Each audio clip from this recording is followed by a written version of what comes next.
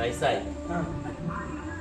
ഇവരുടെ ഭർത്താവ് ഇവരെല്ലാം ഗോത്തമ്പാടത്തുനിന്ന് നടന്ന് ഏകദേശം വെള്ളാരം കടവിൻ്റെ മേലെ മലയിൽ പോകും അല്ലേ? ആ, അത് വാസുവേട്ടൻ്റെ കാട്ടിൻ്റെ മേലെ, ചെറുമ്പരേട്ടൻ്റെ മേലെ.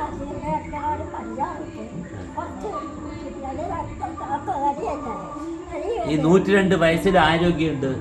കാണാൻ വന്നതിന് സന്തോഷം. അവിടെ എപ്പോഴും ഊണ് കഴിക്കാൻ, കാമ്പർച്ചെല്ലാം എപ്പോഴും ഊണ് കഴിക്കാൻ വരില്ല അമ്മ? എല്ലാ ദിവസവും.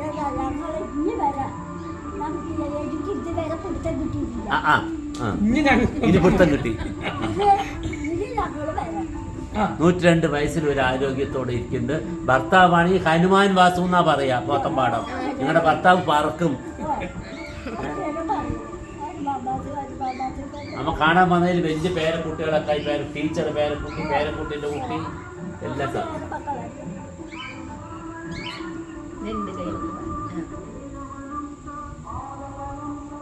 സന്തോഷം കേട്ടോ.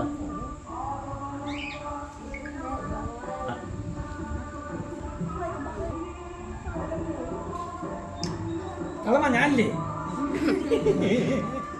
ഇതല്ലേ ബ്രഹ്മാർപ്പണം.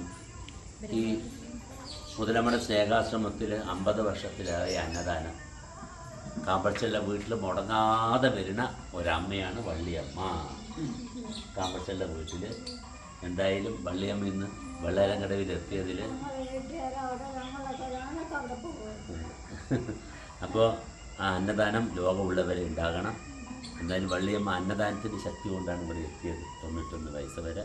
ഓം ബ്രഹ്മാർപ്പണം ബ്രഹ്മാഗ്നോ ബ്രഹ്മണാഹുതം ബ്രഹ്മൈവ തേന ഗന്ധവ്യം ബ്രഹ്മകർമ്മ സമാധിനഃ അഹം വൈശാനരോ ഭൂത്വാ പ്രാണിനാം ദേഹമാശ്രിതഃ പ്രാണാപാന സമായുക്ത പചാമ്യന്നം ചതുർവിധം. ഓം ശാന്തി ശാന്തി ശാന്തി.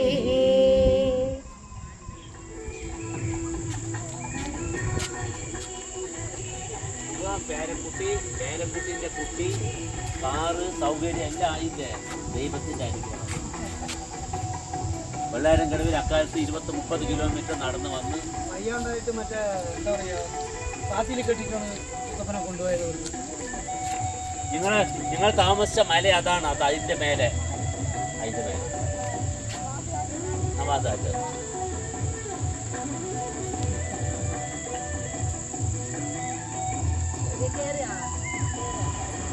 അതെ അതെ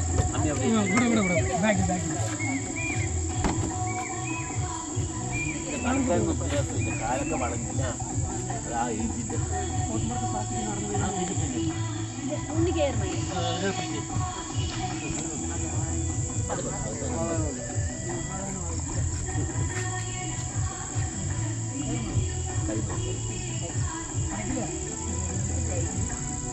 മെല്ലെ മെല്ലെ മെല്ലെ ഇവരൊക്കെ നടന്ന കാര്യം ഇങ്ങനെയായിരുന്നു.